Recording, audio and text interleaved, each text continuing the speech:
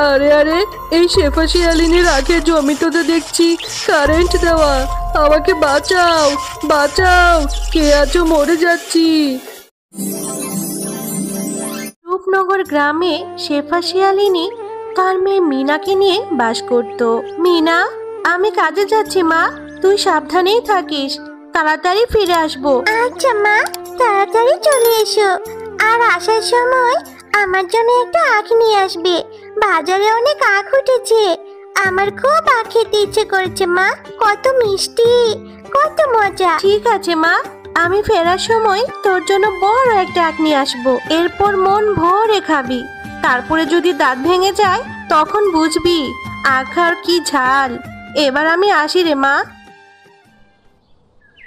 কি রে শেফা, রোজ রোজ এভাবে দেরি করে কাজে আসিস কেন? আজকেও তো দেরি করেছিস।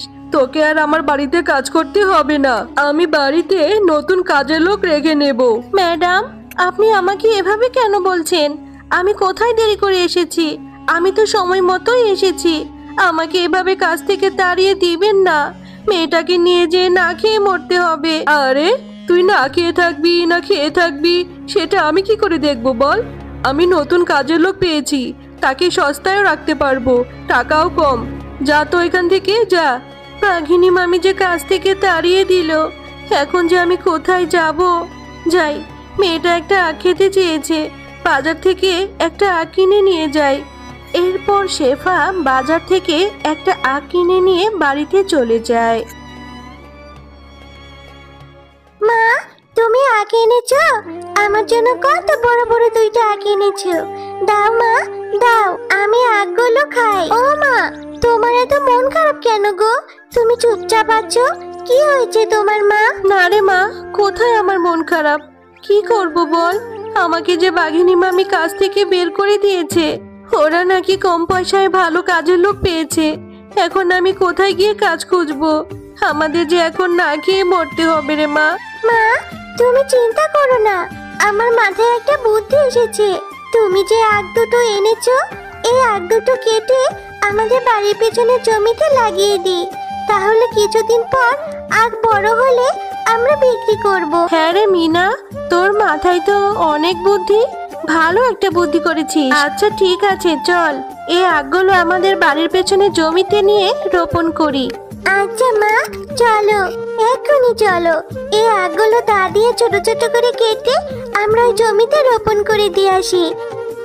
এরপর সেই আখগুলো মিনা ও তার মা তাদের বাড়ির পেছনের জমিতে পুঁতে দেয়।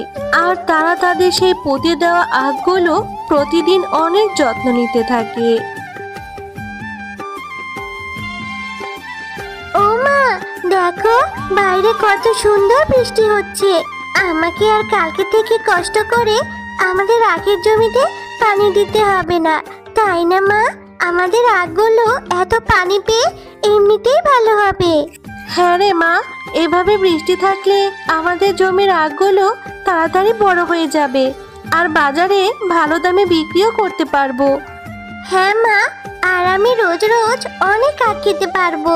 আমাকে আর আখ কিনে খেতে হবে না। আচ্ছা ঠিক আছে, খাবি খাবি, আগে আখ বড় হয়ে নে। অনেক রাত হয়েছে মা, চল এবার ঘুমিয়ে পড়ি।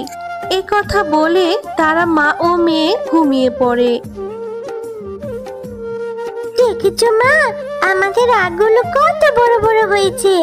আচ্ছা মা, এই আখগুলো এখন কেটে কি বাজারে নিয়ে যাবে?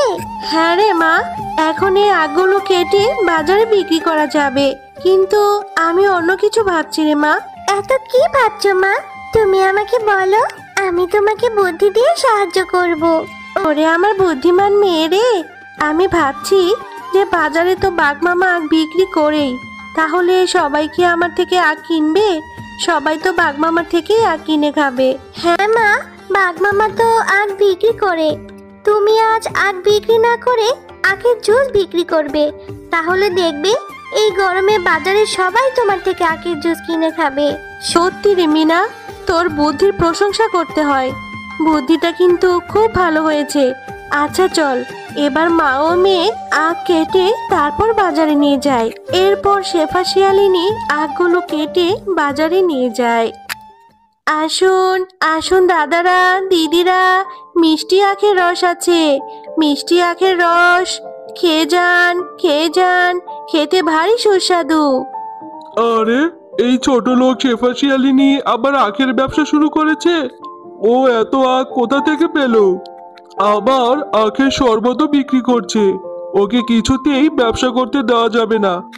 এইভাবেই শেফা শিয়ালিনীর অনেক আখের রস বিক্রি হতে থাকে।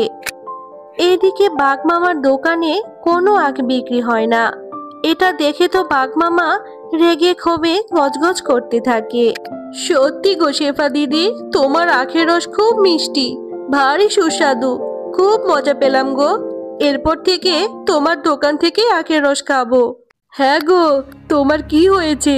বাজার থেকে এসেই এভাবে মন খারাপ করে বসে আছো যে? আজকে কি তোমার বেচা কেনা ভালো হয়নি?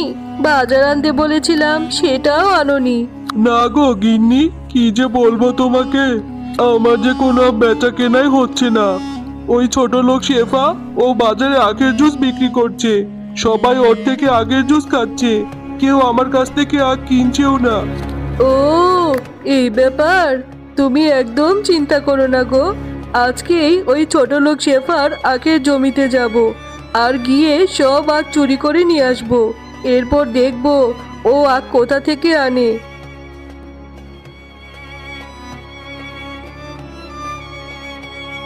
এরপর রাতের বেলা বাঘ ও বাঘিনী শেফা শিয়ালিনীর আখের জমি থেকে আখ চুরি করতে থাকে।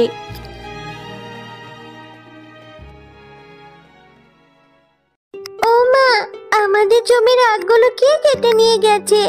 আমাদের জমিতে যে কোনো আখই নেই। এখন আমরা কি বিক্রি করব? হ্যাঁ রে মিনা, তাই তো দেখছি, কে আমার জমি থেকে আখ চুরি করে নিয়ে গেল। এখন আমি কি করব? আমি কি করে সংসারটা চালাবো? কে আমার এত বড় সর্বনাশ করলো? আচ্ছা মা, যে আমাদের আখগুলো চুরি করে নিয়ে গেছে, বাকি আখগুলো তো তারা আবার আজকে চুরি করবে। চলো, এই আখগুলো কেটে নিয়ে যাই। এই আখগুলো কেটে আমরা ঘরের চালে রোপণ করব, যাতে করে চোরেরা আখগুলো চুরি করে না নিয়ে যেতে পারে। হ্যাঁ রে মিনা, সেটা তো বুঝলাম, কিন্তু আবারও যদি চোর আখগুলো চুরি করে নিয়ে যায়, তখন কি করবো রে মা? না মা, চোর তো চুরি করতে পারবে না, কারণ চোর তো রাতেই চুরি করতে আসবে। আর আমাদের এই ঘরের চালের আখগুলো আমরা রাতে কারেন্ট দিয়ে রাখবো, তাহলে চোর আর চুরি করতে পারবে না।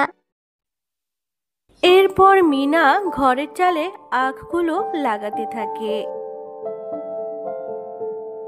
এরপর শেফা শিয়ালিনী আগের মতো আবারে বাজারে আখের জুস বিক্রি করতে থাকে।